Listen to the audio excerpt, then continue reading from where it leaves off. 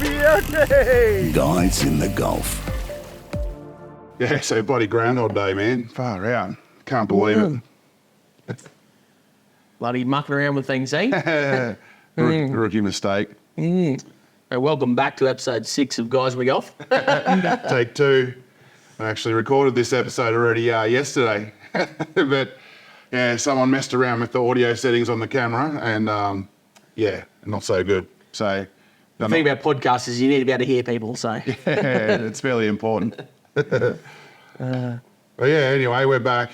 It's good to be back as usual. So I've been away from King Ash Bay for the last couple of weeks, been up in Darwin, spending some time with my family, my 2 young kids and my wife. You got back yesterday? Yeah, yesterday. So all of us have come down here now, just for a couple of days. We're leaving tomorrow. Yeah. So we're sort of, it's not much of a detour because we're going down to southeast Queensland for the kids to visit both sets of grandparents for Christmas. Yeah. So it's really not much of a detour to come to King Ash Bay from Darwin. Yeah. So instead of going down to Three Ways and across to Barclay Homestead, we come down across to King Ash Bay and then back out again and down to Barclay Homestead, so down the Tablelands. Yeah, down the Beef Road. Yeah. So it's definitely a weather pending road as well, because I reckon most good wet seasons it gets cut off. Yeah, for a time, yeah, for sure. Yeah, usually, but that's not usually until sort of February or something like that. Yeah, January, February, if we get a big blow or something like that, comes through and drops down through the Gulf there and goes inland. Usually it gets cut off, like we had earlier this year. It was cut off for a bit. Yeah, a big low sort of wandered across and pulled up there sort of around Tennant Creek, Barclay Homestead flooded this year pretty heavily. And flooded and burned down. Now I'm dead. I think so we'll be staying there tomorrow night. Oh no, sorry, we're staying at Camberwell. But we're going to be driving through there. So people I think I've seen some photos and I've heard from people that they've like rebuilt it. It looks real fancy now, real nice. Yeah, that's pretty cool. The more stuff like that along the way, the better really. There's, once you get up into the NT, the stops are... few and far between. Yeah. Well, that's Barclay is the only one across the Tablelands there. Across the Barclay Highway. Yeah. Barclay Homestead is the only place you can stop once you leave Queensland, Camberwell. Yeah, until you get to Three Ways, Stewart Highway. Yeah. Yeah, wow. Yeah. So that Barclay area, is that all... Where's our catchment here? I've always told people, like, sort of, if it rains at Cape Crawford, at Heartbreak Hotel there, if it's raining up there, it means that we'll get plenty of water down the river down here. Yeah, a few different catchments. So, our sort of more eastern catchment is up through that Tablelands country. So you go up past, like, from Heartbreak or Cape Crawford and down the Tablelands Road, down past, like, Mullapunya and those stations down there. So that's all. A lot of that country flows into this way, flows into, like, the Glide, I reckon, and then maybe down the MacArthur or into the MacArthur itself, and then down here, but then also you get, like, from the Batten, you've got and the Tulwalla range towards the Lorella Springs and that area there. Obviously flows but that comes in downstream from here though. Yeah, but it all obviously has an impact because it backs up sometimes. Of course, yeah. So in actual fact, when we had maybe Cyclone Alfred and places got flooded here, the places that got flooded the worst weren't the ones on the river. That's right. They're the ones over the back because the Batten backed up. Yep. The only good thing about that was it's clean water that comes through. It's not the dirty, silty water. Yeah, right. Yeah, because we lived on the river at that point and we weren't flooded, but houses over the back had this much water through them, which no one would have ever expected. Like, people were making phone calls to the owners down south, and they thought they were joking. But so, no, it'll never flood over there. It did. Yeah. While I was in Darwin, I went to the Tales From The Tinny event, the Frothy and Waffle. It was their big send-off. So after 17 years and almost 800 episodes. Yep. Actually today, as we record right now. They just dropped their last ever. Yeah, which supposedly it went for a few hours, I think. 5-something hours. Oh, really? Yeah, we're going to have to sit down and have a listen to that. Yeah, I just downloaded it just before you came down to do this. Nice. So, but yeah, they're obviously we spoke about them in our first episode, the great there's a radio program, but also, recorded and put out as a podcast as well by the ABC. But they had a great program, great blokes that run it and, sort of give us plenty of inspiration. And, as we spoke about, we've talked to the guys over the years and told a few yarns and things like that. So you're in Darwin and was able to go to the ski club and and see the guys for the sort of final sort of catch up before they pull the plug on the thing? Yeah, so it was like the who's who of the Darwin or top end fishing industry, I guess. Yeah, Everyone from politicians to tackle shop owners to YouTubers to anyone, anything to do with fishing. Even the one time I was almost starstruck was when Hero. Hero Nakamura, land-based Darwin fishing barramundi legend. Yeah. He rocked up and he almost got mobbed. Everyone wanted to get a photo with him and yeah.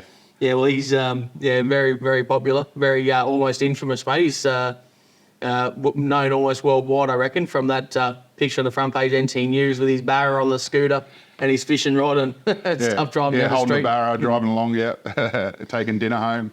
Oh, yeah. Yeah, so the purpose of this event was, it was their big send-off to get a chance for all the fans, all the members of the church, they call it, to get together and give them a send-off, have a few beers and tell a few stories and say thanks to the guys for all their work over the years. Yeah. For me personally, it was quite awkward when I first got there. For people that watch my YouTube channel and seen my videos, they probably wouldn't realise that I'm a fairly shy person. I'm socially awkward. Unless I have a few beers, then I start, carrying on a bit. But yeah, when I first got there, I was sort of didn't really know where to be. The guys from the Tinny itself, I know all their voices, but I didn't know their faces. Other people that were there, I know of, but don't know that well. But I know who they are, but don't know that well. So it was, the first person that sort of called me over was Glenn Watt. Yeah, Watty. Watty from Barefoot Fishing Safaris. Yeah, we actually used to work together for a little while, about 5 or 6 years ago. Yeah. And he could see I was obviously standing there like a snowman with my beer in my hand and feeling a bit awkward. And he called me over and he said, "Oh, Mikey, good to see you." Yeah, and he's like, "Oh, this is Pete and this is Larry and this is Jono." Yeah. And then he went off and did his thing. So I'm there talking to Pete and Larry and Jono. And so that was really good. So I got to meet quite a few people. There was also people that I hadn't met before that came up and said good day, people that had seen my videos. Yeah. And they said, "Oh, look, I love what you do." Even one of the fellas from the Tinny, Tim, I think it was. Yeah. He actually came up. We were both sort of standing there at the bar and he was in a bit of a rush. So he comes over to me and says, he goes, "G'day, Mikey. Look, I know who you are. I know what you do. I love what you do. Here's a drink card. And I'm just going over here." I'm like, "Oh, cool, mate. Nice to meet you." Got to meet a lot of people. It was good. It would have been so much better if you were there. If you were able to, be up there for that. I know you still had to work. I've got to go to Darwin next week, so I couldn't make it. Couldn't make it that early. We still got customers in the lodge, and I've just pulled all the crab pots out and stuff for the year. Only just that for yesterday, so Yeah. So, I did see. I messaged you whilst you were there because when I saw the invitation, the notification come through that when and where they were doing it, I sent you a message and said, "Oh, you should try and get there if you can." But I wouldn't be able to make it, obviously. Yeah. But it'd be a good do. And I was watching online on Facebook actually. What he posted a couple of lives, went live a couple of times with Rob singing. Yeah. Meet Along Barra to Viva Las Vegas. Yeah. Yeah. He did a few songs. Yeah, that was pretty good. Yeah. Because I've only started listening to the Tinny in recent years. So I think some of the songs and some of the sort of common things that they say and do are for they're sort of old school followers and they really appreciate that. But so I think that some of the songs he did, they've actually done on the show. I think, sure, which I hadn't heard. But they were still very entertaining nonetheless. Yeah. Good show, mate. And what did you do then? Well, one of the fellas that Waddy introduced me to, I didn't get his name. Most people had name tags on, which was very helpful. One of the fellas, I think he was a barra guide or tour operator, but in his own time, he was saying for the last 20 years, he's been doing a trip down to Manangora down here in the Gulf. Manangora, for people that don't know, like King Ash Bay is on this side of the river. Manangora literally starts on the other side of the river. Yeah. So it's, literally there. But most people would associate Manangora with the actual outstation on the Wirian. The Wirian River, yeah. So typically if someone says they're going to Manangora, they'll probably be talking about the Wirral. Yeah, by road, yeah. But yeah, so this fella, so I think he does it for his birthday every year. He's done it every year for the last 20 years. And he was saying that it's usually just like any fishing trip, you have your good days and your bad days. But this year, every day was a good day, he said, the best trip ever. Yeah. Yeah, so I think this sort of goes to show what we've been talking about a few times in previous episodes of our podcast here about consecutive good wet seasons. Yeah, I think this is the end result of that. We've had since probably 2016, I think, was probably our last. Yeah, last time we had sort of a few bad wet seasons, and if you look at like the data, like obviously the catch for mud crabs and barra and everything was a lot lower then, because obviously there's bad wet seasons, but. Yeah, since then, though, since like 2016, 2017, the wet seasons have been fairly okay. In the last few years, they've been really good. So, particularly last year, it was a really good wet season. Yeah. So barra that were born in 2017, 2018, they're 5-year-old fish now. Yeah, so they're all legal size. Yeah. So it just sort of goes to show how it all, how the big cycle works out. It's quite good, yeah. And obviously we've got no netters, haven't had any netters here for a long time too. Yeah, like commercial barra fishing. Certainly help. Yeah, we like that here. So, well, it's been a closed area. I mean, from I think Sharker Point across to Bing Bong has been closed for netting, barra netting for a long time anyway. But I know people used to net in the out the front of the Wirral sort of thing. Yeah, in there. Years ago I came across nets there. Yeah. So which is fine. I mean, I don't think it had a massive impact on us, but since there hasn't been any netting anywhere near us for a long time, several years now, I think it all helps the fish populations. But that, along with good wet seasons, has certainly helped to. Make sure we've got plenty of barra in the system here. And this year, like anyone that's been here this year will tell you that they've caught heaps of good barras, they've caught heaps of good mud crabs and everything. So absolutely, it's been a great year. So I actually I was talking to a guy the other day. They had caught barras just here at the rock bar. The other day. Just cruising around there one afternoon and using the live scope and that he saw some fish there and. Got stuck into them, and I think one was a 124. We were talking big yesterday one. About it. Yeah, right. Yeah, meter 24 or something there. Could see it on the live scope as a big fish, and then Well, live scope is a perfect segue into the next person that I saw at the Tales From The Tinny event. Yeah. I ran into Nathan Langer from Hunting NT. Yeah. He does a lot of mud crabbing videos and some hunting buffalo and magpie geese, stuff like that. Yeah. So I have met him before actually. My PB Barra episode back during the spicy cough days. Yeah. We actually met up. Maybe when we weren't meant to, but down at Rapid Creek. That's when I got my PB Barra. I think he netted it for me. Yeah. Yeah, but back to live scope with him. Yeah, so he's got live scope, Garmin. Sort of $10,000 worth of electronics in a $5,000 boat. That's pretty much how he sort of describes his setup. It's a crappy boat, but he has a live scope. And I sort of went on a bit of a rant, as I usually do, about how I look at it. I don't know if I'm keen on it. It's sort of cheating. It's like playing a video game. Like where's the hunt? Where's the adventure sort of thing? And his opinion was he would rather have the crappy boat and the $10,000 worth of electronics than have like a bigger, nicer, fancier boat without the electronics. He's very much a live scope fan. Yeah. And after speaking at length with him about it, he's almost convinced me that I need it. My next problem is convincing my wife that I need it. That can be difficult at the best of times.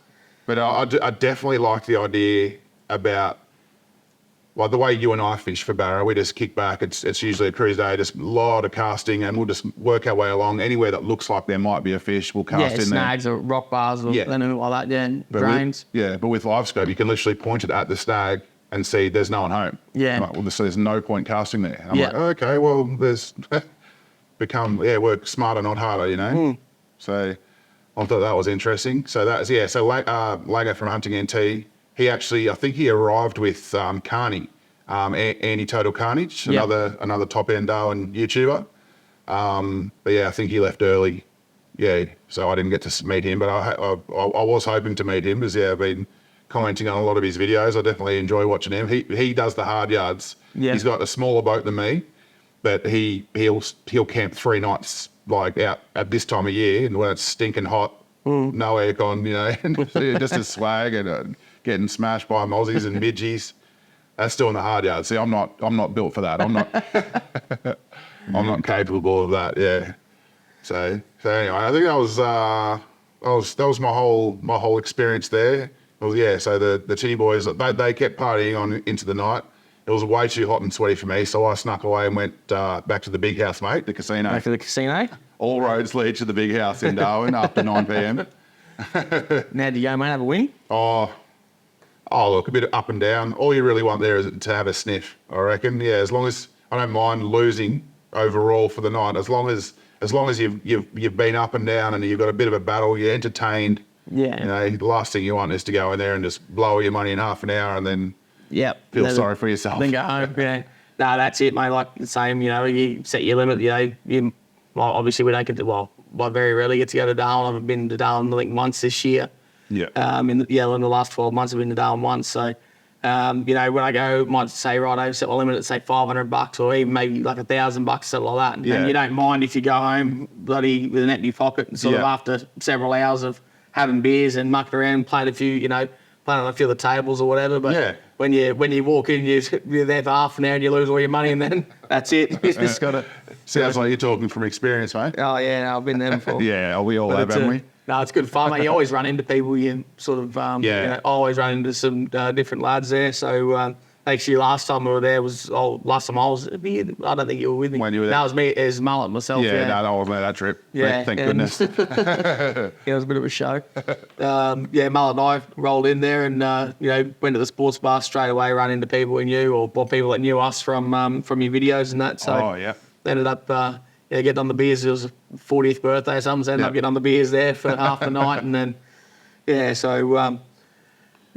met a fella come sit next to me on the pokies and just playing. And he looks across and he's like, "Oh, you're Mikey Cunningham." It turns out he's a jockey. Yeah. He works in Darwin. It turns out it's a 5-day-a-week, 6-day-a-week job. Like it's probably a lot like mud crabbing for a lot of people. People think it's just pulling pots. Yeah. But that's just the smallest part of the job, which is the fun bit.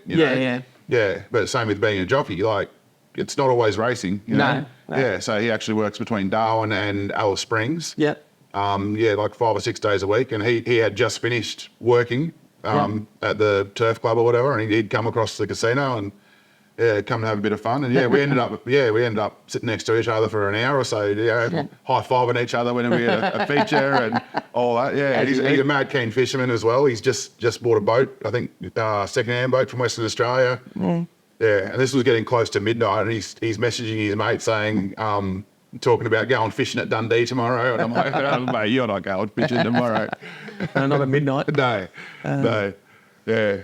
There you go. So, went back to my room. I had a room at the casino, which was awesome. And, went back there and got me room service burger, $40 burger. It was the best $40 midnight room service burger I've ever had.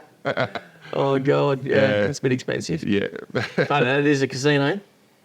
Yeah. I'll do it again. It was awesome. Just the shower alone in the rooms there. The showers are the size of a bedroom. Yeah. Did you say in the new part or the original part? I really don't know, but I think it was the original part. It's like where you first go in there. There's one of the rooms down there. Yeah. I think next time we'll bring the kids and stay in the lagoon pool. Yeah. Because that you can have a room that you just open your doors and the pool's just there and there's a swim-up bar and that. Yeah. Anyone that works for the casino in Darwin, we could be open for sponsorships.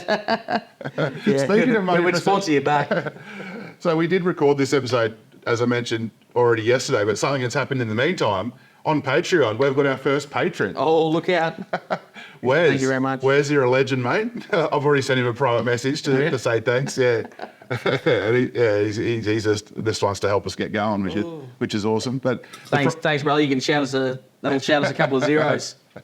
I reckon I got a couple of zeros in your rescue there, mate. Yeah, I got a bit of show and tell there as well, which is not good on an audio podcast. But although we've got a lot of people watch on YouTube, mate. So true. Quite a lot on YouTube. Yeah. Cheers, brother. considering we just started this a few weeks ago from nothing, like we're getting over a couple of thousand views an episode on YouTube alone. Forget Spotify, forget Apple Music and all the others. Like, Well, episode 4 has just come out literally a couple of hours ago. Yeah. And then so the first 3 episodes, so it's only 3 weeks more or less. Yeah. And there's several thousand views. Yeah. Racked up already. That's just on YouTube, and then we've got obviously like on Spotify and Apple and Google and iHeartRadio and all the different apps for podcasting. There's quite a few downloads on there as well. Yeah. People got a couple of Koreans on there, mate. The old mate from Belgium keeps listening. He's there. Yeah, Indonesia, America. I had this worry about the guy from Belgium, is that he accidentally pressed the automatic download button, and he's not even listening to us. It's just Doesn't speak English. You never know. I can't remember what the name was. It might have been Mark. Oh, maybe. Mark? Yeah, it was. I looked up the most common name in Belgium, and it was Mark. So Mark, if you're listening, thanks for listening. Thanks, Brian. Yeah. Where are we up to? I know. So you went to the casino, and then what else happened, mate? Kids finished school for the year, so back down here, getting organised to go down south. When this comes out, it should be, I think, just after Christmas. It'll be in the blur between Christmas and New Year's. Yeah. So around about the 29th or something like that, maybe that Friday. Yeah. So by then you'll be well and truly down south and sort of halfway through your holiday. Yeah. And then you'll be coming back through again, and we'll record a few more. So we'll keep going every week. I think I have a bit more time when I come back through. So I'm only here for 2 nights this trip on the way through. Yeah. But when I come back up, again, weather pending and roads pending. You probably won't hear on the mics, but we've got massive storm in the background. Yeah. Rumbles of thunder and just as literally as I said, weather pending. Yeah, fairly ominous. Yeah. Actually, that was a funny thing we talked about yesterday. Is about because like the bureaus suggest that we're not going to have much of a wet season, although it's been a really great start to the wet season, one of the best starts we've had for a long time, even better than last year, which is a really good wet season. Yeah. That's just my opinion. That's not looking at any actual empirical data, but but we've had plenty of rain and like I've mowed my lawn about 4 times the last 2 weeks. So 2 weeks ago in New Year it was just dust. Yeah. Now it's grass this high. It's beautiful. So it is quite good. Yeah. So but we were out on the boat yesterday and we're talking about the bull sharks in the river. I said they reckon that animals are a good indicator of what weather's coming and stuff. And I know there's a lot of research was done in, I think it might have been Brisbane River on bull sharks and, tracking bull sharks. And they worked out that anytime there was a big flood or a big influx of fresh water into the river, all the bull sharks that were tagged would go upstream. So, and then fishing here, and we're only fishing just near the boat ramp here in the clear water, the bull sharks are just everywhere. Taking lures and everything. And they're following lures, they're swirling in the mangroves and that. You think it's a barra and you look like, oh no, it's a bloody bull shark. Yeah. There's a lot of them. Unusually high number. Yeah, it's weird how Mother Nature and the animals seem to know this sort of thing. Not to mention magpie geese too. I've seen even magpie geese a couple of days ago as well. Yeah, so, there you go. Which, like, if you're from Darwin, you're like, well, they're everywhere. They're on every sports oval. And down here, we don't normally see magpie geese. No, not many. No, not like Darwin. So, and there's no mango orchards or anything like that. Yeah.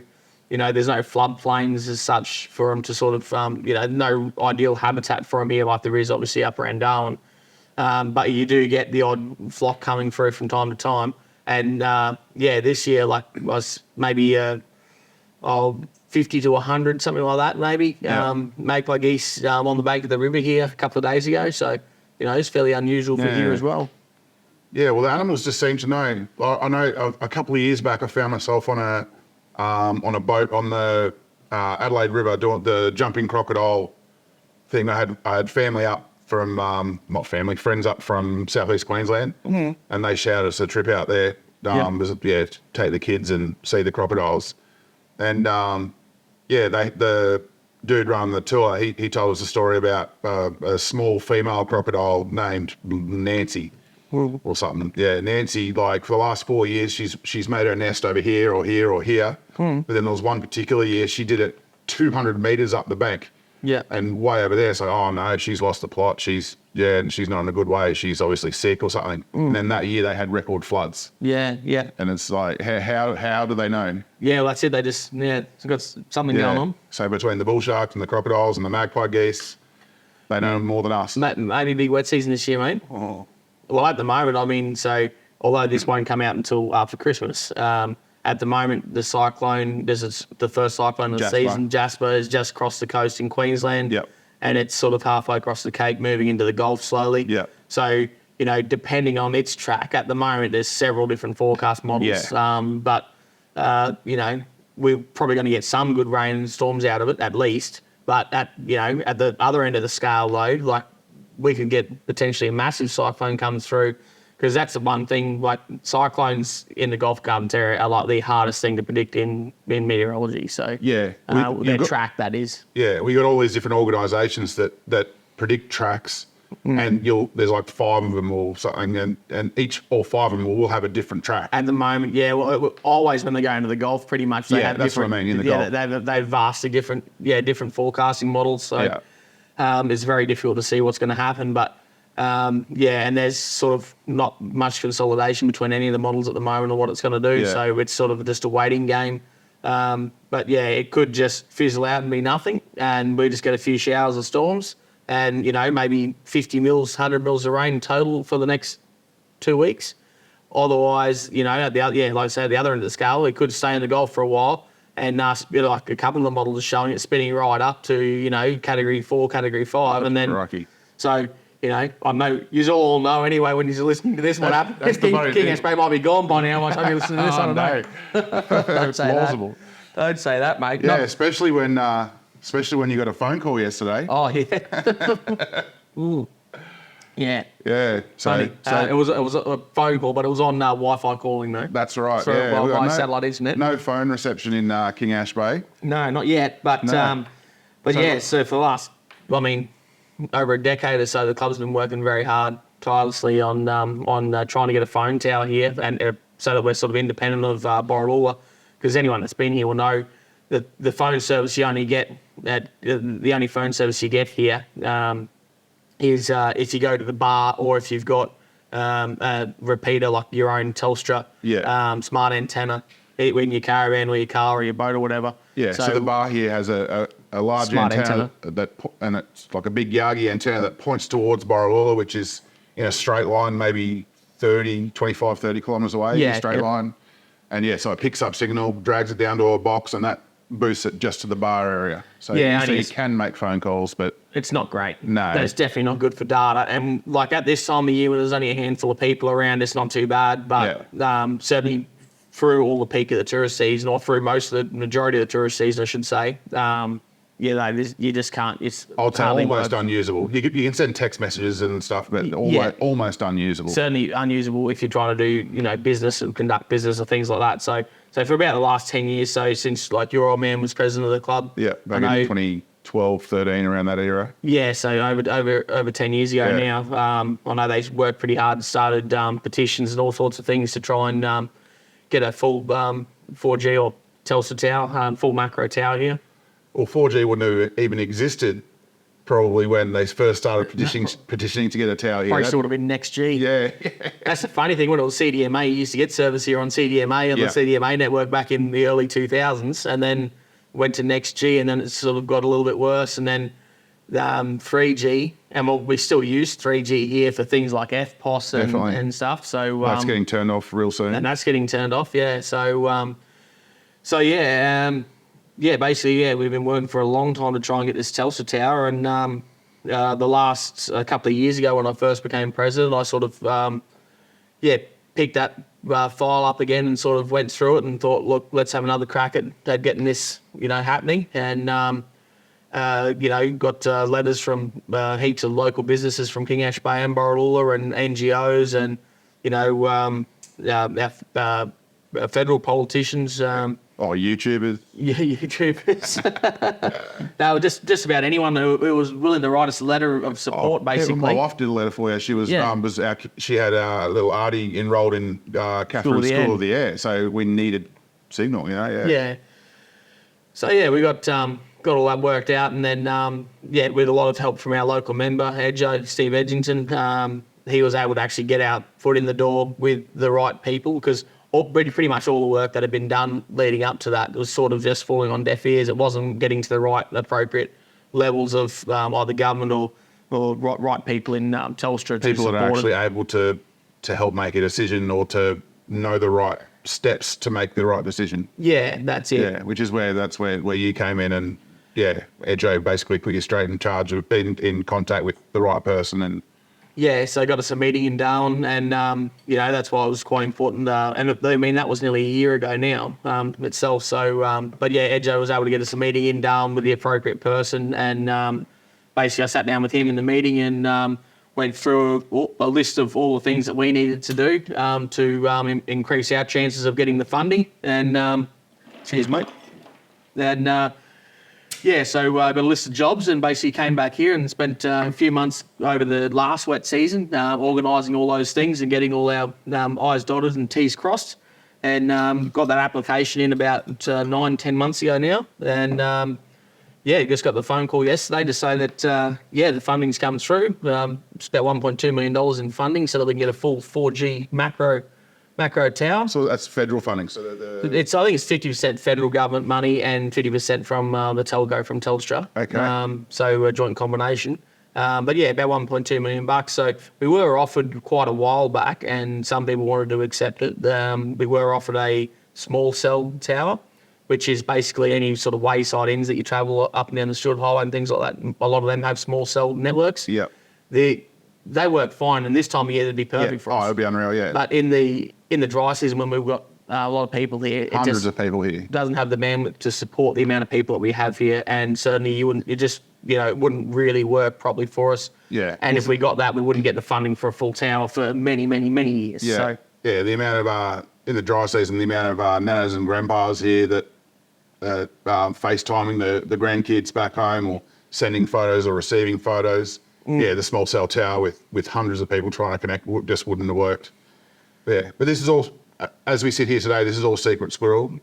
So it'll come out officially, tomorrow or the next day. Okay, so by the time this goes to air, hopefully everyone will already know about it. Yeah, well, and surely you should know about it. Well, okay. Yeah, unless this is their only, if you're on King Ash Bay Facebook page or anything like that, you'll see it. You'll definitely know about it. But it's big news. It's very big news for here. For us, it's like the members. We'll build a statue of you, mate. Well, the file the night before I started work on it, mate, was it was half a forest of paperwork in there of petitions and letters. A lot of work being done over the years, but to actually get it, play our head with it and do it over this last 12 months. I'll give you a lot of the credit, mate. I know you're quite humble, but thank you. on behalf of all the members of King H Bay Fishing Club, thank you. Yeah, like some of the visitors, some of the blokes that come up from down south, they're not going to like it because they like being off grid. It's like they can't accept phone calls from the missus. The kids have got gastro and mate, the first bloke that complains about the phone reception here, mate. I'm going to borrow his phone and throw it in the river for him. There you go, mate. Don't worry about it. Oh, yeah, God. it is all good to get away from technology and stuff, but when you're trying to run a business or a fishing club, or anything, even this sort of stuff we're doing now, trying to, get back to people on all the different social media platforms and emails and stuff. Yeah. We've got to be either at your place, sitting in your living room with your internet, or at my place, so it's, so you can't do things on the fly, which obviously with 4G, especially with new technology now, new devices and stuff. Yeah. You just need that connectivity to 4G. See, I've got Starlink. Yeah. But the upload speed on Starlink I've found is really slow. I think with 4G, it'll be way quicker. So for this episode, for example, like I video everything in 4K, but I export it in 1080, which is standard high definition. Yeah. And I have to do it like sort of downsize it like that because the file sizes are so big. Like an hour-long episode that I upload is maybe 15 gigabytes. Yeah. So when I was in Darwin this last couple of weeks uploading episodes, I would literally have to drive to a 4G tower. From my house, I only get 1 or 2 bars of 4G, so I'd have to literally drive 5 kilometres to go sit next to the tower and sit there for half an hour and let it upload. So, yeah. I would way rather upload in 4K, but the file size would be just too big. 40 gigabytes or something. It's very large. But yeah, so all this sort of stuff, the improving the technology and connectivity around here is all very, very welcome for people like me. And the thing will be is like even the people that don't realise how important it is now, in a couple of years' time when they've been using it for a while, that everyone's going to realise how important it is. Yeah. So, and the good thing about here is too, because the tower's going to actually go here, like in King Ash Bay, and all the country's flat here, there's no big hills or anything like that. So you'll have a situation where you can be out in the boat and most likely will get service, a fair way down the river. Yeah, you probably won't be able to stream Netflix down there. No, but I mean, you'll be able to send a text message for sure. So when you're stuck in a sandbar in the middle of the night, you can text your neighbours and say, hey, Russ, I'm not going to be home till tomorrow, which does happen from time to time. Yeah, more often than you'd like. But so you're finished work for your actual crabbing for the year? Yeah, finished crabbing, mate, a little while back. Pulled all the pots and everything out a couple of days ago. Went down and cleaned all the pots and pulled them all out and stacked them ready for the year. And pretty much just been at home for the last 2 weeks, just tidying up for potential cyclone season and that. So as you know, about mate, bloody time, mate. Yeah, had shit everywhere at my place. So the elevated house and the whole underneath the house has been pretty much full to the rafters with the I don't know what. So we went through some of it yesterday. You were saying all this different stuff. You haven't known, like you never bought it. You never. Not half the stuff. Mate, no idea where you got it from. Yeah, half the stuff I've got no idea where it even came from. Maybe it's a few years of collection there. So had a big tidy up. But he just filled the dump back in with all the crap that I got rid of. Found a few treasures in there, mate. Boxes of lures that I don't know where they come from. So, some nice big expensive ones too. So there's a few treasures in there. Pull that big punt out. Got that 9 metre punt there. Pulled it out and cleaned it up and bloody started throwing a bit more work into that and getting it sorted. So maybe next year we'll have that one going. So almost all the other crabbers have pulled out for the year as well? Pretty much, mate, yeah. So, we did a run today on this Monday just gone. Oh, the truck still ran this week? The truck did a run, mate, but it was only for, a few baskets. It wasn't, not a lot of crab this time of year, obviously. Yeah, right, yeah. The water temp, was up in the 30s, so, pretty much all the crabs are gone now. Until, maybe after New Year's, like, towards the end of January, start of February, crabs might start coming back in, depending on their wet season. So for the punters at home, though, if they went out and put crab pots here, they're still going to get crabs. But you're talking the A grades, the ones that... Yeah, and you got to, quantity and quality. At the moment, you're not getting quantity or quality. So it wouldn't be so bad if you're only getting a few, but you're getting really good quality ones. Yeah. Or if you weren't getting really good quality ones, but you're getting a lot. Yeah. But the thing is at the moment, it's mostly older crab, and it's... When I talk about quality too, I'm not like the crab's crab, but they don't live as long. Like it's mostly older males and stuff at the moment. So if you chucked them in a basket and tried to get them to Darwin to be processed there and then flown down to Sydney or Melbourne to a restaurant, they're not going to survive. Yeah, well, if I pull it out of the water on Monday or Tuesday and then it doesn't go on the truck until the following Monday morning, then that's like it's already at 7-8 days. Yeah. And obviously they're all sold live, so they're not cooked or frozen or anything like that. They're all live. So and then they've got to survive the truck trip to Darwin, which they're all refrigerated to keep them cool and stop them stressing out. But then they've got to be repacked into boxes and then go on a jet to Melbourne, Sydney, Brisbane, Singapore, wherever they're being sold to. So they've got to survive for a long time. So if they're not really good quality crabs, like proper A grade crabs we pull them out of the water here, then there's not much point in keeping them. So but if you're just like a tourist or a wrecked fisher and you want to go out and put a few pots in, there's nothing stopping you from going out. Cook them up tonight. Nothing stopping you from going out and getting a good feed of crabs for that day or the day after or whatever. But they're just not as easy to look after and keep for a long period of time. Whereas in that middle of the year, somebody could be out from Alice Springs or something like that and come down for a few days and catch a heap of crabs, tie them up, keep them alive and take them back to Alice and keep them alive for weeks, Yeah. So, yeah. But at the moment, it's just, you need to pretty much eat them straight away, otherwise they're no good. Well, in previous episodes, we've talked about some of the stuff you've got coming up. You've got a Vegas trip coming up next year in February-ish. Yeah, end of Feb, mate. Yeah, for the Broncos. You've got, then after that, I think we've spoken about CMC Rocks. as well, which is the week after you get back. Yep. But there's another event on the calendar now, which I was meant to speak to my wife about, but I haven't mentioned it yet. Probably today wasn't a good day because there was a little bit of a flip out session when I realised that the audio that we recorded yesterday was not good. So yeah.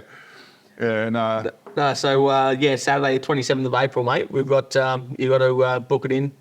I've already booked the tickets. Just straight after Anzac Day. Anzac Day's Thursday. So and then so pretty much because some people will know, a lot of people won't. Mike and I have run Anzac Day here together for the last several years. Last few years our at dawn least. Service, yeah. So King Ash Bay's got a very very good turnout for Anzac Day. It's like I always say, it's got to be one of the best attended Anzac Day dawn services anywhere per capita. I mean, if we've got 300 people here on Anzac Day, there'll be 290 of them at least will turn up to dawn service. Yeah. And the club puts on a free, bacon and egg breakfast, rum and milk, tea and coffee, that sort of stuff, and then 2 up in the afternoon. Which we've run the 2 up the last few years as well. So pretty much we're going to, we've already spoken about, we'll organise that again next year. So we'll pretty much have to run that. And then as soon as that's done, we're going to have to hit the Frog and Toe, get down Daily Waters or something, and or highway in and stay the night and be in Darwin the next morning of the 26th to fly out. And then into Brisbane, train to the Gold Coast. Got room straight across from the casino, mate, where the events and the event is next door at the exhibition centre, entertainment Convention centre. Convention centre, Yeah. Have you even said the name of what the event is? It's the Podcast Royale, mate. So basically, it's a boxing event. It is a boxing event, but it's a charity boxing event. But it's not professional boxers. No. It's all the big name podcasters from mostly all from the East Coast. So we must be a late wildcard entry. Maybe. I don't know, mate. They've got a lingerie about.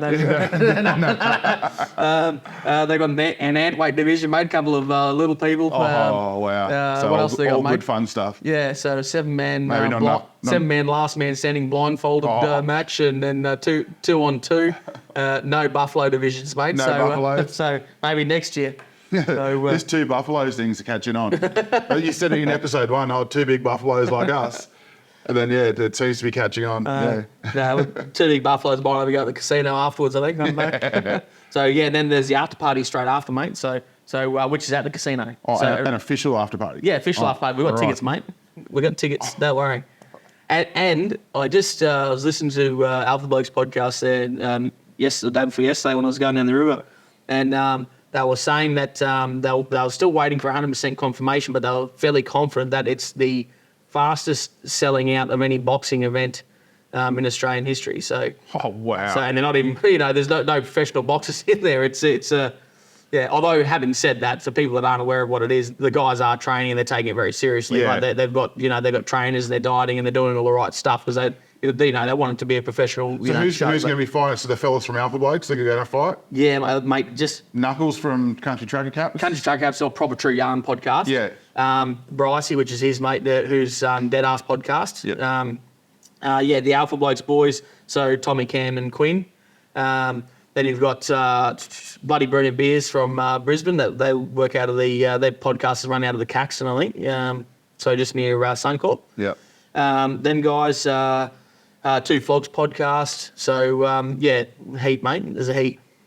All right, sounds like good fun, mate. Jeez, it's going to be unreal. So we're going to go get amongst it, mate. And then moving straight into the next topic, how are we getting home from there? Well, hopefully driving. It just depends. Well, I haven't heard anything about any ships sinking off the East Coast the last couple of days of that cyclone, but hopefully my new Toyota was on a boat coming down from Japan last week. So hopefully it should be just about in Brisbane now. And by the time it goes through to BAW in Brisbane there and gets all the stuff sorted out, because I just bought a cab chassis from the dealer and get it all. Yeah, so what have you got? This is the last of the V8s. Allegedly, yeah. So you certainly can't order V8s anymore at the moment, and whether they open up orders again is a controversial topic. But 79 series? 79 series dual cab, V8, and it's the new shape model, so they don't look as good as the old ones, I don't think. So when you order, it's like three shapes ago and 4 price rises ago when you ordered it. Yeah, it's gone up about $14,000 since I paid the deposit to now. So, but that's all right. I got a pretty good deal on it, I think. Yeah, still. So, No, pretty happy with it, mate. And yeah, so What do you think of the new shape? I've seen a lot of people reacting to it on TikTok. I don't think it's as bad as some people are making it out to be. It's going to be awesome. You know, it looks very similar to my 75 series, to be fair. Like they look, they look fairly old, but Well, they've gone classic retro, have they? yeah, pretty much. I mean, they've got the big indicators hanging out the side now instead of them being integrated in with the lights and stuff like that. And the bonnet's a bit higher, but you know, it's all stuff that they needed to do. It doesn't have the bonnet scoop now, like obviously the previous models all had from 2007 when they first came out. They've always had a bonnet scoop for the intercooler on the V8s, but now they don't have a bonnet scoop. They've got a basically between where the bonnet closes and the grille, they've got basically a gap there, and then like ducting which goes from the front over up in To the still intercooler. top mount intercooler, but So it's like all for air to come in. Yeah. yeah. So it looks a fair bit different to the previous models, but I think by the time like I'm going to do the track correction, J-Max track correction, and lift, and put 33s on it and GBM upgrade, and heap of stuff. So by the time you do all that stuff, and it'll probably should be all right. Hopefully, It should be all right. Costs a fortune. I was going to but say, if it's not all right, you'll have to cry yourself to sleep. all the extras are about as much as the Toyota to buy. So I'm jealous. I'm jealous. I just maybe I have to start crabbing. Yeah, I just paid a deposit for the bull bar because it's been. That's the other thing. It's been so because it's a new shape. You can't get anything for them. So Listen, so none of the aftermarket companies have designed anything for it yet because they haven't had them. yeah, they need to get the car so they can. I think there are companies that take the vehicle and they put it in like a special room, then use like LiDAR or something like that to measure all the. Laser 3D, everything. Yeah. Yeah, okay, that'll make sense. And then they sell the data to people like ARB or whoever to design the products for them. But no, guys in Crozes just near Toowoomba, the ATW Customs, they've just released their bull bar. I got an email from them yesterday saying you could order one to start on the pre-orders. So I've ordered one of them, just paid the deposit on that. So so it'll finish in Brisbane. I'll take it up to Toowoomba there, get that fitted, and then hopefully drive home straight after the podcast for a while with you, mate. Oh yeah, that'll be. So even though I booked a plane trip home, Yeah. but just in case. Take the car, eh? Yeah. Yeah, never know, mate. If it all going perfectly well, I might get it drive it back after CMC rocks, but I doubt it. I'm not Yeah. going to hold my breath on that. No. It's been 2 years though already, so it's an extra couple of months isn't gonna hurt. Yeah, sweet. Well, a bit of show and tell for you, mate. I brought this home for you because you couldn't be there. The Tales from the Tinny, the final Frothy and Waffle 2023. Get a mullet up, yeah? Oh, straight to the pool room, Yeah, mate. got the sticker there. Maybe put that on your Yeti Esky. Oh, I don't know. Maybe my fridge in the boat, eh? Oh, even better. I've got the fridge Yeah, in the you've boat's got a bit covered of a in. collection there. Yeah. Yeah. Well, No, that's something else perfect. for the fridge in the boat. We've got the little Guys in the Golf podcast. Oh, stickers. stickers. These are going to be on every traffic sign between here and Brisbane. Yeah, that some other person's going to put them up, not us. And then the final bit of show and tell. This Awesome. is a one of a kind at the moment, mate. Golf mud crabbers, footy shorts. Now, I'm not really built for footy shorts at the moment with my tan lines. My shorts are a bit longer. So, my pins don't really suit these, but you got the big mud crab on the design there. For those of you at home, big mud crab on one side, Golf Mud Crabbers logo on the other. And, mate, they're for you to try out. They're a one of a kind at the moment. That's a sample. Merry Christmas. Even Yeah. got the zip-up pockets that can't actually tell the zips there, but they do have zips in them. Yeah, And you I'll were tell you- anti-zips at first when I was designing, because Ash is the footy shorts guy. Yeah. And he's like, when are you going to do footy shorts? So got them designed. I'm like, nah, look, if I do them, I have to have pockets, because my ones have pockets, and just like between your phone falling out of your pocket when you're in the boat and stuff, to have pockets. That is one thing, because like I always, when I'm going up and down the river, usually listen to tunes or listen to a few podcasts and have my AirPods. And that's one thing with footy shorts. You jump in and out of the boat or jumping from one boat to another, and you got stuff in your pockets. So your footy shorts stuff always falls out. Like I've dropped my phone out of my pocket about several times out of the boat into the water. Luckily, every time I've done it, Mullet's been there, so he's gone for a swim, got him for me. Well, he's wild, eh? Cheers, mate. He's here at the moment. Mullet is here, and his sister and brother-in-law just arrived today too. Oh, the really, kids, yeah? yeah, Nat and Dan, the kids. Yeah, rightio. So From, they've got their own YouTube channel as well. Boring Australia, Yeah. so pig hunting, yeah. Yeah. So they've do a lot of pig hunting and that. Get amongst them. So yeah, well, no doubt we'll catch up with them. They'll probably be at the pub tonight. Pub's open tonight for a feed, so probably get down there and. So anyone that's been here during the dry season and the place is pumping and there's 100 people down the club every night, 7 days a week. Even the bar's open at lunchtime every day this year. But then now this time of year, 3 nights a week the bar opens. So it's actually a really, really awesome time of year for locals to get together. You'll find some people that don't usually go to the bar during the year. Maybe they don't like crowds or whatever. Yeah. They'll come down this time of year just to be social and say hi. Because there's maybe, there wouldn't be more than 25 people, 30 people at King Ash Bay. About that, yeah. Right now. And that's it. The bar, like, we've only just gone this week. We've just gone to 3 days a week for the bar and kitchen. And so, yeah, everyone that's around the place, you sort of don't see anyone unless they're at the servo of an afternoon. Like the servo's only open an hour a day. Yeah, 1 hour a day. The office is only open 1 day a week for an hour. For 1 hour, yeah. It's so different to anyone that would... but we haven't spoken about how green everything gets here. Like, if you come during the dry season... you wouldn't believe after we've had a few good downpours over the last few weeks and with the click of a fingers I haven't been here for 2 weeks, as Ash said, while I've been gone I've mowed the lawn 3 times and it's due to be mowed again. I got up this morning, looked outside and I said to Katie, I said, I'm going to jump that mower again this afternoon. Like it's already getting out of control. Like it's just, and I only mowed the day before you got here, which is 2 days ago. Yeah, and you could easily mow it again tomorrow. Yeah. Easily. Yeah, so we've got a golf course here at King Ash Bay. It's actually a 9-hole golf course. Yep. It's an outback course. Big storm coming, eh? We've spoken about how I don't like lightning. And I was hoping to get young Artie in the boat after we finish the podcast. We'll see how we go. You won't get me in there. So, yeah, but 9-hole golf course. And I was, we just saw new Brad from Marine Safeties here at the moment doing some work. And...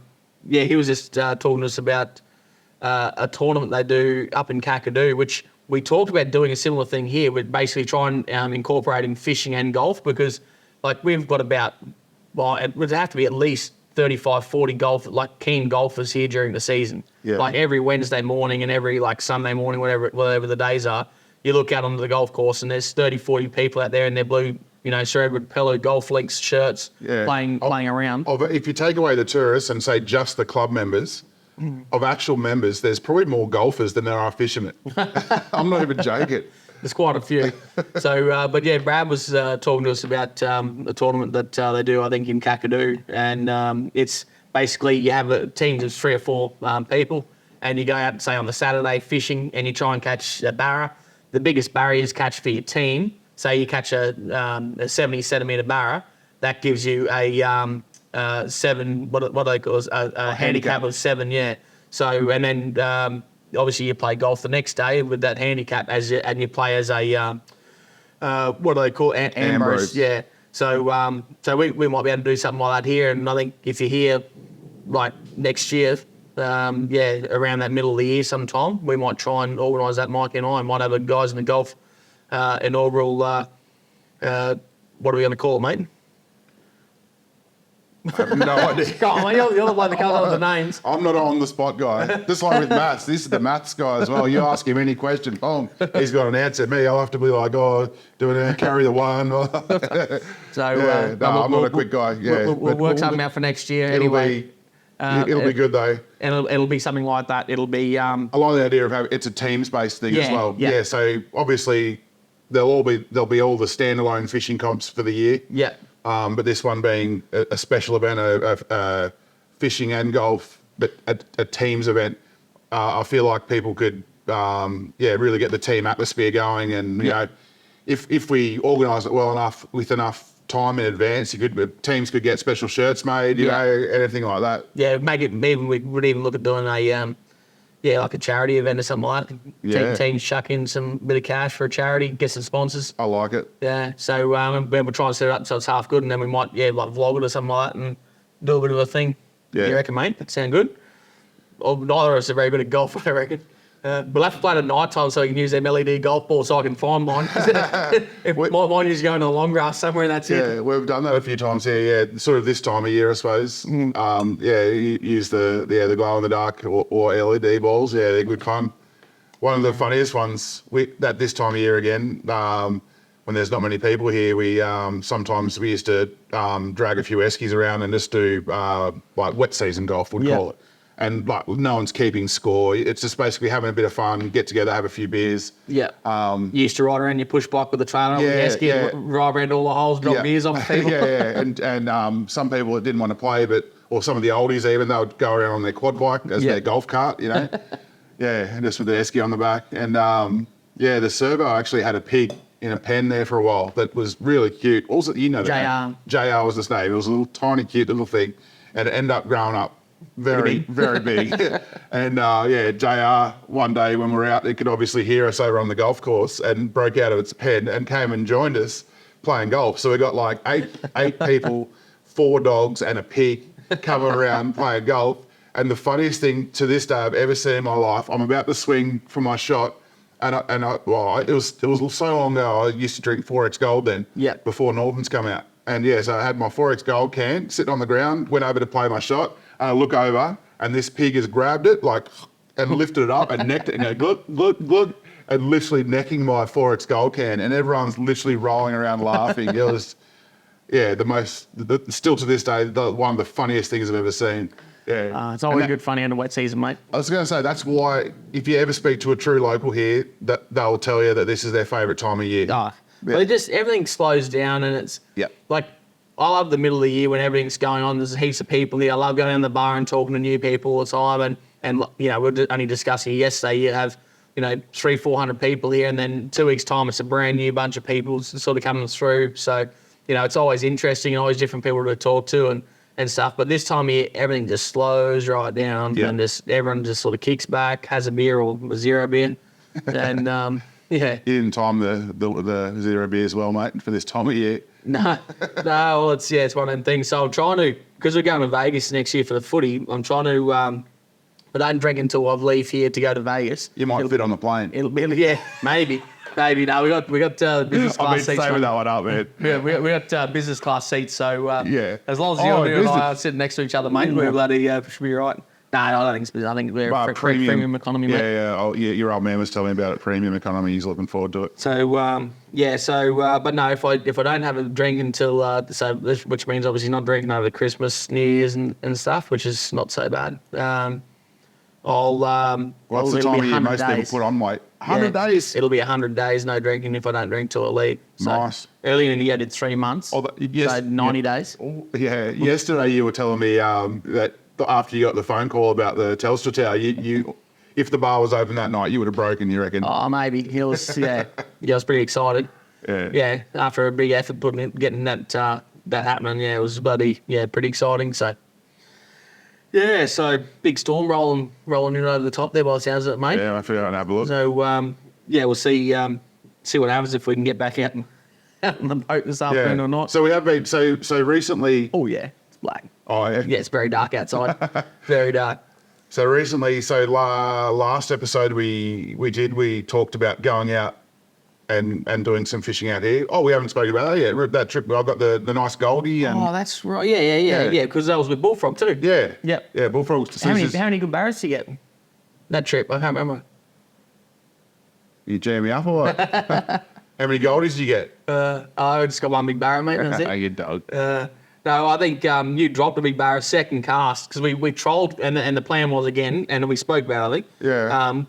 Yeah. We trolled for a bit on the deep bank to try and see if we could get a decent barrow. We were targeting big ones, and we did troll for probably, I don't know, 45 minutes. Froggy cooked up a big feed. That's right. Some wraps, and you got a good Goldie, like a real good Goldie. Well, you wouldn't even think you'd get Goldies this far up the river. Yeah. We're 40-something k's from the mouth. It was an unexpected catch, for sure. And on the troll, and to get a Goldie, and it was, a big Elton on chrome colour, big Barra Classic, but one of the big, well, not massive ones, but one of the bigger size ones. Yeah, so, and then, it was, the fish itself, like if you were going out for a feed, like it would have been a perfect, pan-sized Goldie, sort of 45 odd centimetres or something. Absolutely perfect. And then, we got and then we got like a barracuda as well. That's right. Nearly got another barracuda, nearly 8-year Goldie, as you got brought next to the boat. A big one came in, which, again, this far up the river you wouldn't expect. And then, we went across to Mosquito Creek, like virtually across from the boat ramp, where one fella got a meter earlier this year. Yeah. and went over there and second cast. You hooked the barrel, dropped the barrel, and then I cast straight in behind you and bush got him, pulled him out. Yeah. Right, just on dark. It was dark, yeah. Getting eaten Lucky alive. Bullfrog had the head torch, luckily. Got a little bit of footage of it. We might show you.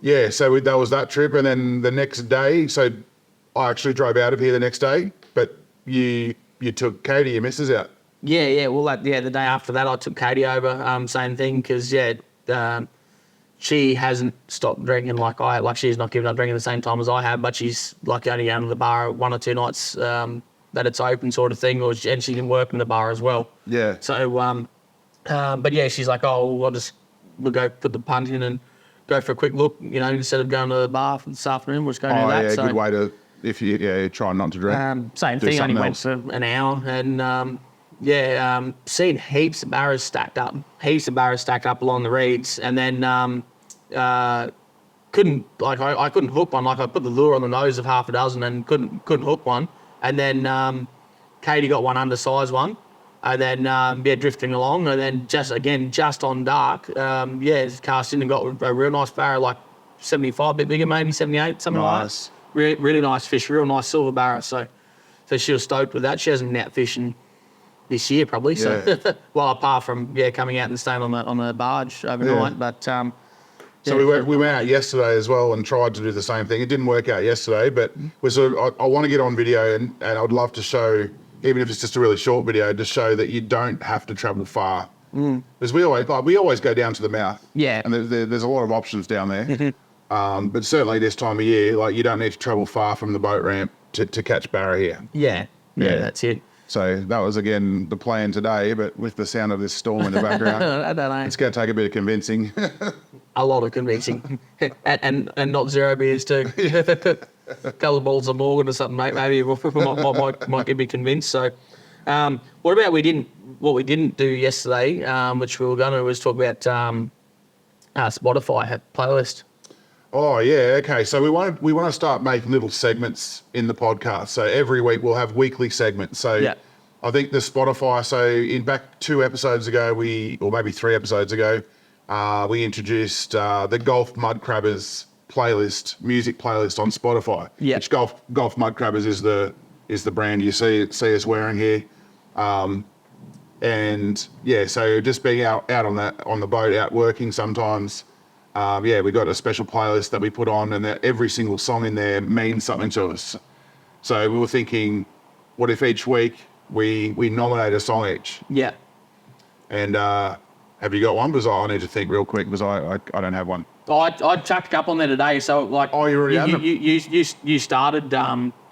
You started the playlist a while back, and then just added me as an admin not long ago. But I haven't added any songs to it since then. No. Since starting it. Yeah.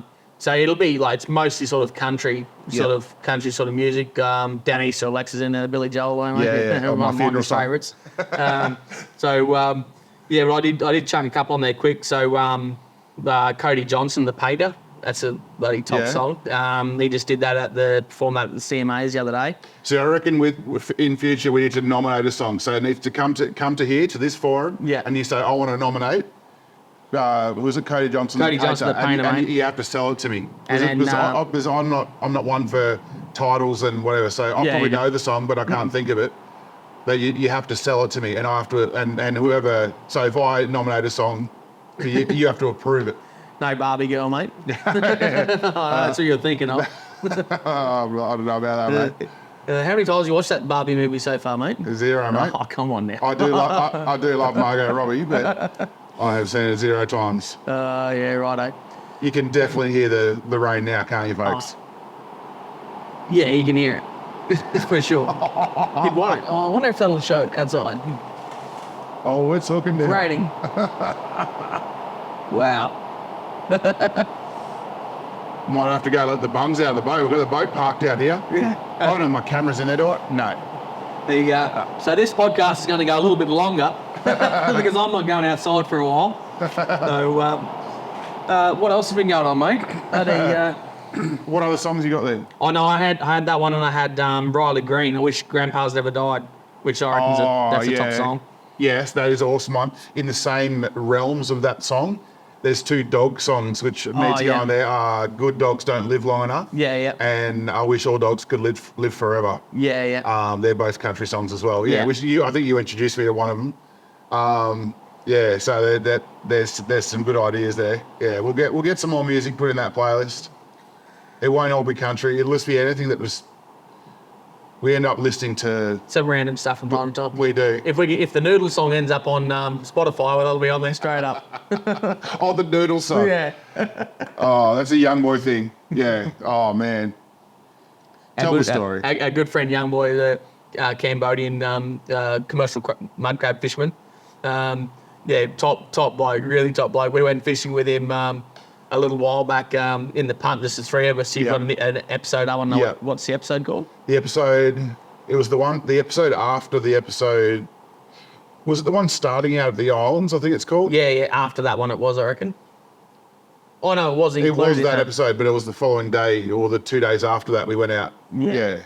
It's called Starting Out at the Islands. So you and I we planned to do a coastal creek trip in the punt, and we talked to a young boy about it, and he said, "Oh, can I come for a run with you?" So of course you can, mate. Sure thing. So we picked him up like 4:30 or something like from his jetty, and got down the river. He realised he'd forgotten his hat, so he had his little handbag thing that he takes everywhere. He had that upside down on his head, and we were waiting for the tide to come back in, just pulled up under the mangroves, and he's listening to this song, and we're like, what the hell are they, what song is this, young boy? Like, it's in Cambodian, obviously. We don't understand. I said, what are they singing about? He said, they're just singing about the noodle. The noodle. What do you mean the noodle? He said, like the noodle, they're cooking the noodles. Because even at first, I was explaining, what's it about? He sort of didn't understand. I said, so maybe like, is it like, it's like a gangster hip hop, whatever, is it guns or is it girls or what? Oh no, they sing about the noodle. It is pretty good too. We'll have to find a link for it on YouTube. Everyone can go check it out. It is funny as. So you don't think they're singing about noodles, put it that way. Yeah. Which we've tried to find it on Spotify and we can't. Nah, negative. It would go straight to the list though. One sad one. I was reading today, Rex Hunt's got dementia, they reckon. Oh, no way. Yeah, so poor fella. So old Rexy, but a big inspiration more. As a young fella, I remember staying up till like 1 o'clock in the morning when Rex Hunt show used to come on the TV back in the days, back when I was a young fella. I'd stay up all night just to watch Rex Hunt. And so I just reading today that his wife's just announced that his partner's just announced that he's got dementia, but he's in high spirits and so doing all right. But and then what else did I see in the news today? Oh, the Daly River's over the old causeway. It's flowing now. I saw photos of that. Yeah, up over the old causeway. So which I used to cross a lot. When I was a kid growing up, I used to go across there before they built the new bridge. Yeah. So about maybe 14, 15 years ago, they built the big bridge there. Very similar to the one over the MacArthur at Borroloola. But years ago when I lived there as a kid, we used to cross that and cross the Daly in 1,200 of water going across there, mate. Loading up the back of the police wagon with rocks and stuff like that to weigh it down so you didn't get washed off into the river. So your old man was a copper out there? Yeah, for a long time. Yeah, wow. Out at Port Keats. So plenty of fond memories from there, mate. Actually, that's a good yarn too. Is we were fishing and the storm came through, like this big squall came through. So some people, if you're from Darwin, you would have you'd know about the Moyle River and the Little Moyle or the Moyles. So we know it as Chindy, is the local name for it, Chindy. Okay. And we used to go there from Port Keats or from Wadair by boat across the bay sort of thing and into Chindy. And we were up there fishing one day in the Tinny, me and my old man and one of the other coppers' partners there and a couple of fellas. And we're fishing and this big squall came through like this one that's belting down here now. And so we pulled up, under the mangroves at the mouth of the river sort of thing at the beach. And we were sort of, we're trying to get back to the mouth to get to this beach so we can get out of the boat. Then, because lightning. Yeah. And how big is this thing? Only like 435 or something like that. Like it's only a pretty small boat. And we come back around the corner sort of thing, just near the mouth, and there's this great big ship in the mouth of the river. We'd never seen a boat. I certainly never seen a boat like that in there. And it wasn't a charter operator or a commercial boat. This is a a private, like, you know, almost super yacht from the Gold Coast or from Sunny Coast or something. So, ended up being a fella. I think his name was, I know his name was Earl. I remember it like it was yesterday. And he came across in his little tender. And when I say that he had a big boat, like, it was like 3 stories, and like he had like a 6.5, 7 meter centre console with 4 clears on the roof of the boat. So it was a small ship. And he comes over in the middle of this storm in his little inflatable and says, "Oh, boy, would you like to come over?" And my wife just baked some scones and got some coffee on the go. So he invited us back over. So we went across and went inside. And his wife gave us a towel each, and we dried off and sat around his table there. And she had this fresh scones with jam and cream and all the sides. And then jumped on a piano, mate, and started playing or keyboard and started playing piano for us, and did a tour of the boat while the storm blew over. And remember that, like, I was only young fella. Would have been maybe 11 or 12 or something, maybe. Oh, yeah. But mate, I still remember that like it was yesterday. Well, no, we're just on a trip around to Western Australia or something, or I think they were going to do a trip of the Kimbleys, but they were waiting for their grandkids to fly into Darwin or something like that for school holidays. And they were going to go pick them up from Darwin and bring them down, and then take them on a trip. But wow. But no, beautiful big boat, very big boat. But just in the middle of nowhere, like that's more remote than what we are. I mean, it's quite a lot closer to Darwin than what we are. But there's no roads in there or anything like that. Like you can get there by helicopter or a boat. That's it. So definitely not what you expected to see. Definitely not, especially when we're coming in there that morning, and you never see another person there at all, let alone. The odd commercial operator used to come in there, but other than that, you sort of never saw anyone there. But then, all of a sudden we, pulled around the corner and it's hot, mate. There, just come to get out of the weather, and unbelievable. So in actual fact, I don't even know if you'd be able to now, because I saw a fellow the other day. He said that river mouth's all silted up now. He reckons, he wouldn't be able to do it, but So anyway. What do you reckon, mate? I reckon we should shut it down, Ross. Shut it down, Russ. Go on. We're going to battle the elements. I'm going to wait here for a bit. We'll let it pass, eh? Righto, mate. Shut it down. Too easy. Oh, look at that. Oh, beauty. Guys in the Gulf.